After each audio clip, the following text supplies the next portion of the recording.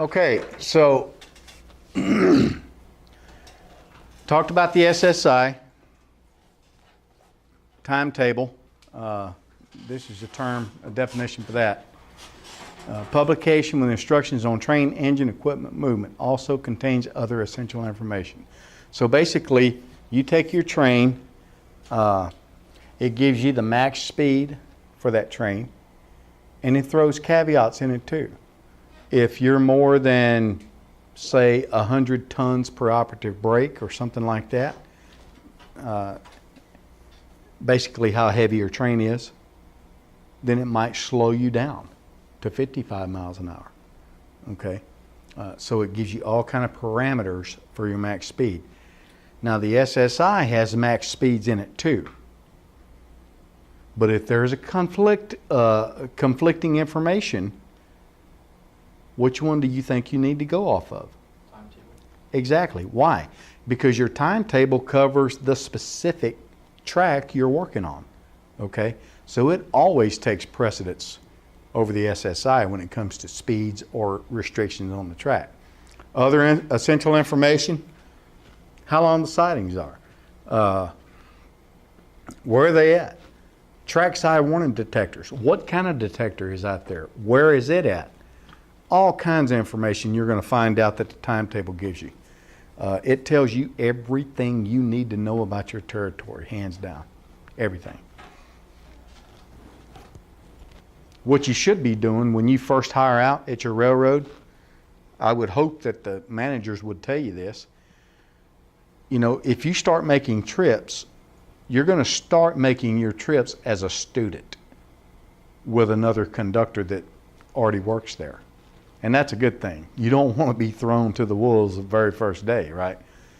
But like if you take a road trip or something like that, if it was me, I would have my timetable out and just kind of follow along, kind of see what's out there, you know. That's how you get used to your territory. Because the quicker you get used to it, you know, the quicker you can set the timetable down. Engine, unit propelled by any form of engine, energy, more than one of these units operated single control. When it comes to engines, you'll hear several terms. You'll hear people say your power. Go get your power and put it on your train. Go get your locomotives. Okay? I always say go get your motors. How many motors you got? You know? So it's all these slang terms that you just got to kind of get used to hearing. The engines associated with your train, let's say you got 100 cars and 3 engines, right? Your 3 engines, that's known as your locomotive consist. Okay? That's all the locomotives in your train. Your locomotive consist. Your train consist is all the cars in your train. Okay? So there's a difference there. Locomotive consist, train consist. What's the definition of a train? One or more engines coupled with or without cars. Displaying a marker and authorized to operate on the main track. So think about this. One engine could be a train. Okay? And what we mean by that is it has an actual train symbol associated with it. Okay? And we do that all the time, really. We call them power moves. If Kansas City is really short on locomotives, you know, Fort Worth might be swimming in locomotives. So they may put together an all locomotive train, you know, and I'm not saying 100 locomotives, but, you know, maybe 8, 7, whatever they got, and just run a straight power move to Kansas City. Why? Because it gets the motors here quicker. Okay? That could be a train. It's got to have a marker, and it's got to be authorized to operate on the main track. That's all it has to have to be a train. Okay? Abbreviations. The only reason I give you these abbreviations is because they're in your homework. Okay? Abbreviations are, I can't remember if they're right before or right after your glossary terms. Before. Right before? But that's all that is. You won't even see that on the quiz, but it's in your homework. Okay? Junction and switch. Remember we talked about Rule 6.28, operating on other than main track? We was talking about the distant signal situation. Okay? That was Rule 6.28. This is Rule 6.27. Turn to that rule.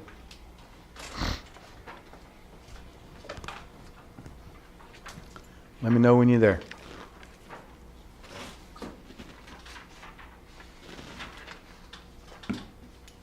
Okay. Remember a while ago we talked about this signal?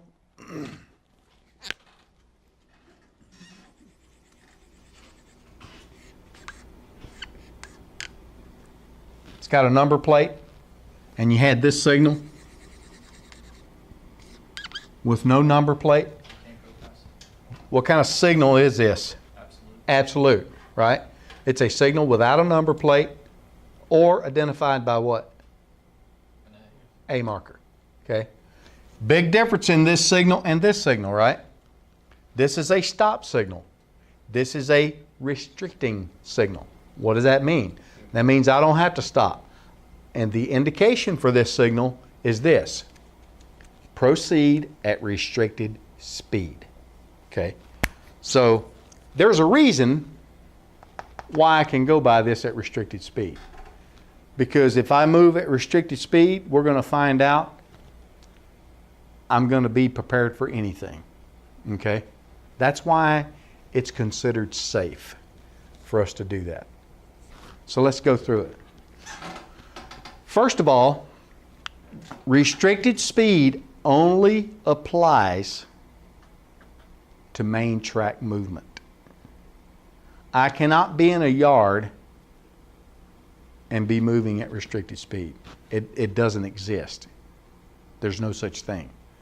If I'm in a yard, I'm moving at what speed? Yard speed, safe speed. Other than main track, Rule 6.28. Okay? Other than main track.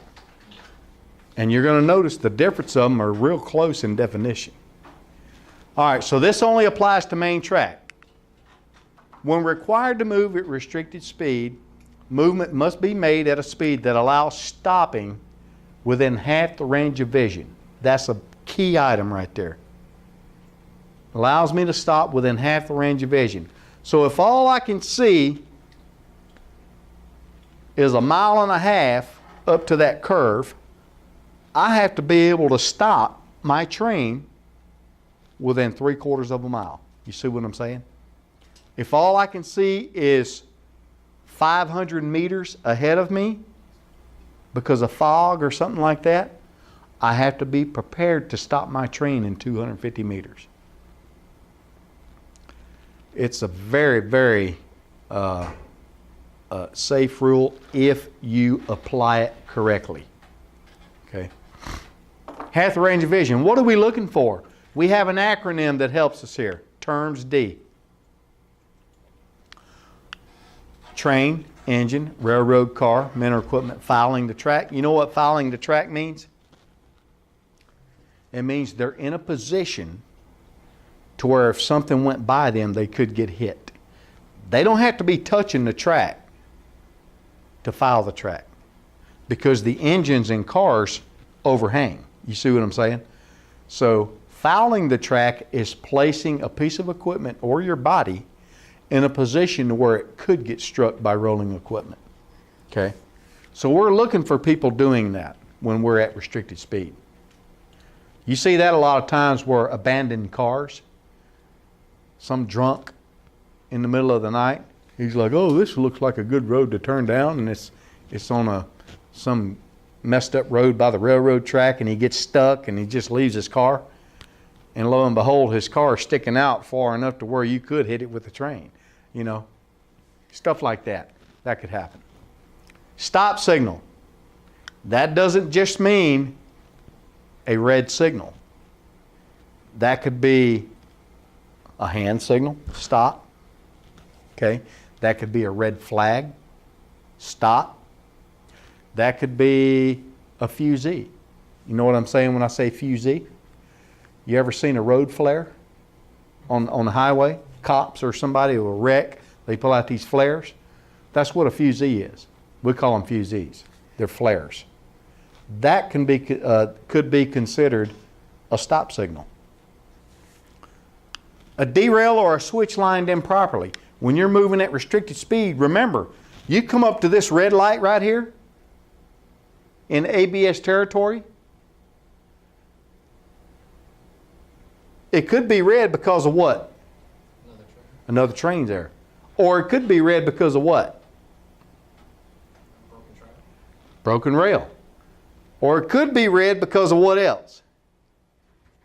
An open switch. You see what I'm saying? You don't know why this is red. All you know is it's red. That's why you have to be looking out for these things. Does that make sense to you? When a train or engine is required to move at restricted speed, crew must keep a lookout for broken rail and not exceed 20 miles an hour in any situation. Do not come up to me and tell me if I ask you, what's the speed of restricted speed? I don't want to hear 20 miles an hour. That's not the speed. The speed is whatever speed allows you to stop within half the range of vision short of these things. In your absolute best case scenario, you're going through the deserts of Nevada or Arizona, and you can see for 20 miles in one direction. They're saying still don't exceed 20 miles an hour. Okay? That's what they're saying there. But that's not the speed of restricted speed.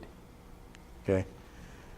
Why do you think they want you to look out for broken rail if you're moving at restricted speed?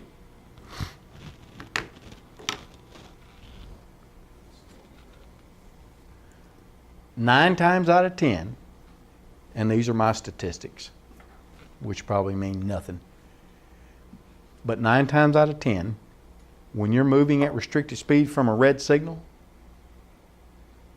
that's why you're at restricted speed. That's why the signal is red, because of a broken rail. Happens all the time. Okay? Remember, if you break the current, you get a red signal. If you got a red signal out there and you know as a crew, because you listen to the radio, you know who's around and who's doing what, you keep up with everybody. You know when the signal should not be red. That's when you should suspect that, okay? Now, they say look out for broken rail. The chances of you actually seeing a broken rail in that locomotive are going to be slim and none, because it's going to be like a hairline crack most of the time.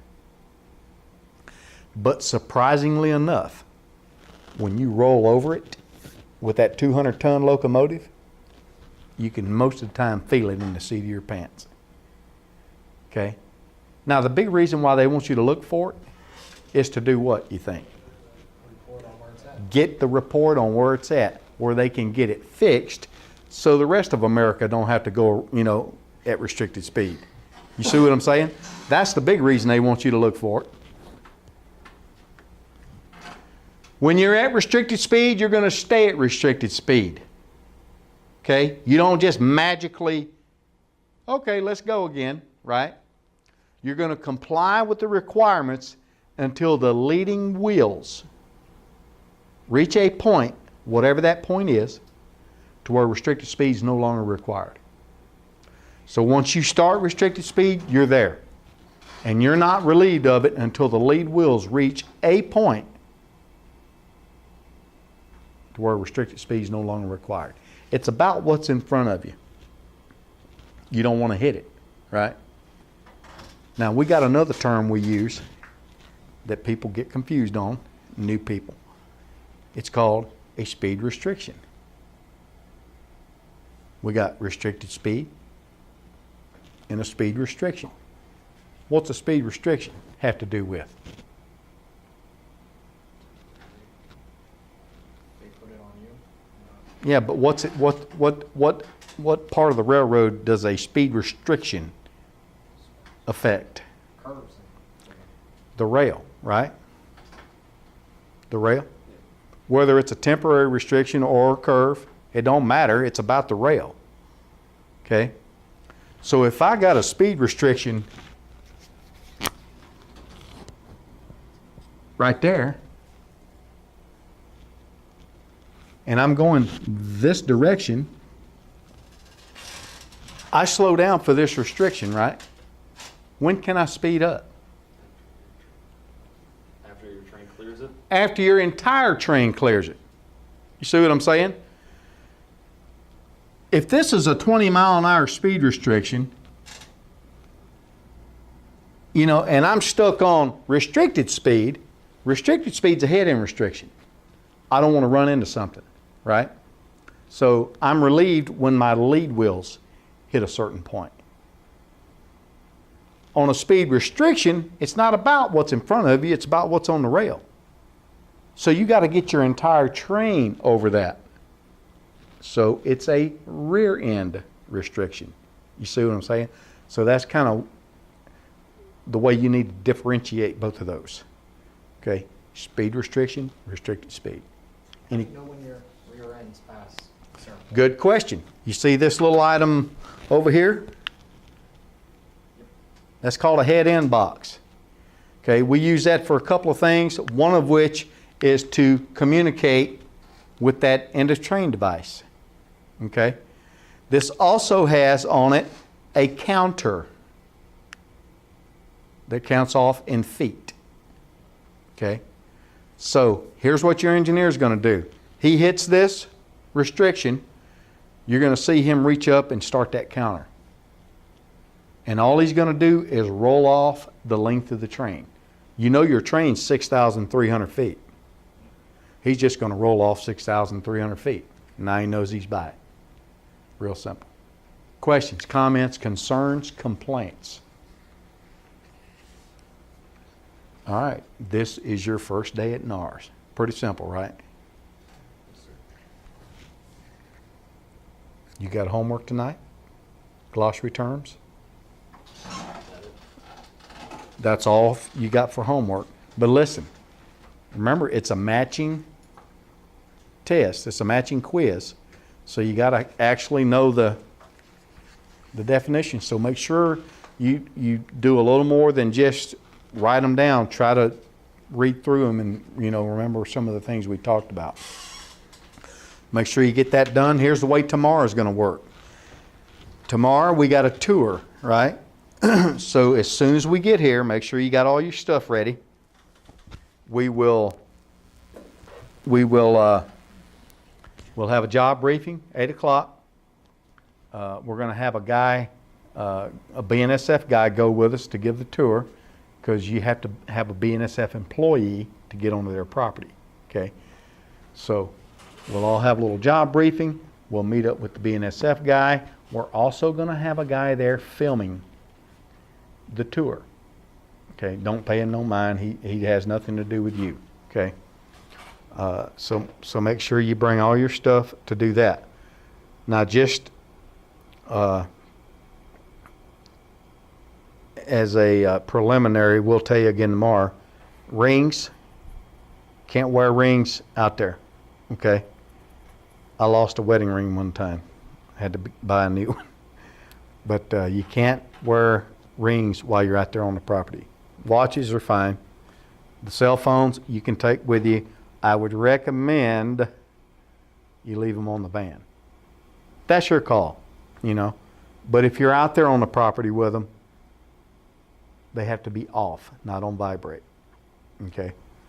So that's kind of how that's going to go. That usually lasts from 8 until noonish. Right before noon, we should get back, okay? Depending on when we get back, we'll do a little debrief and probably just go straight to lunch.